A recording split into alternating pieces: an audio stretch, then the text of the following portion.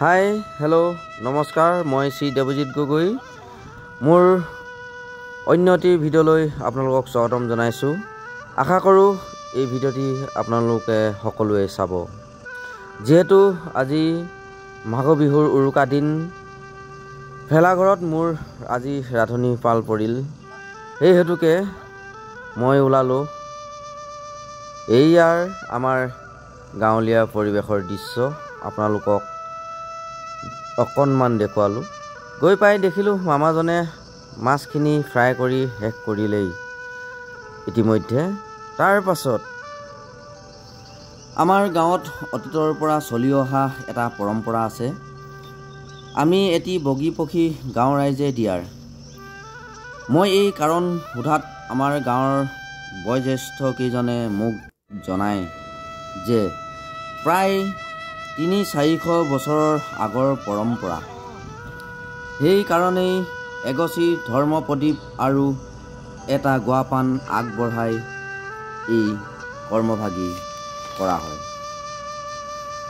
আমাৰ এই পৰম্পৰাটোক বহুলোকে অন্ধবিশ্বাস বুলি ক'ব বিচাৰে যদিও প্ৰতি ঘৰে আহি এই অনুষ্ঠানটিত এটি গুৱাপাণ আগবঢ়াই ধৰ্ম প্ৰদীপ জ্বলাই মনৰ বাঞ্ছা পূৰণ হ'বৰ বাবে আশীৰ্বাদ বিচাৰে।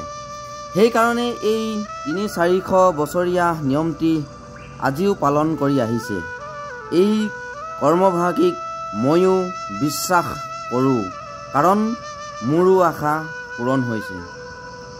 মামাজনে আৰু মই দুয়োজনে লগ লাগি এয়া গাহৰি মাংস বনোৱাত লাগিলোঁ। ইতিমধ্যে দেখিলোঁ দাইদেউজনেও বগী প্ৰকৃতিৰ কাম কৰি আছে। আমাৰ ডেকাসকলে এয়া মেজিটি সুন্দৰভাৱে সজাই পৰাই তুলিছে। ইতিমধ্যে আমাৰ গাহৰি মাংস বনাই শেষ হ'ল। তাৰ পাছত আমাৰ এই ডেকাকেইজনে অকণমান ফূৰ্তি কৰিছিল। এই আমাৰ কণমনাইটিক দুটামান কথা সুধিলোঁ। যেতিয়া ফুটা নুফুটাৰ কথাবোৰ কয় শুনি বৰ ভাল লাগিল। নেদেখাজনক সেৱা জনাই মই এই বগী প্ৰকৃতিৰ কামভাগ আগবঢ়ালোঁ।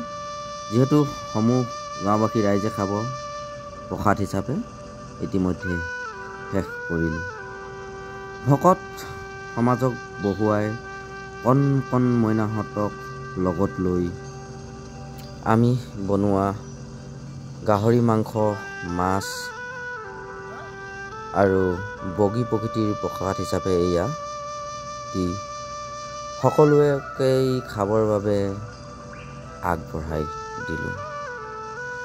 তাৰ পাছত ভকত সমাজে আমাৰ লগতে সকলো গাঁৱৰ ৰাইজকে কুশল মংগলে থাকিবৰ বাবে আশীৰ্বাদ প্ৰদান কৰিছিল।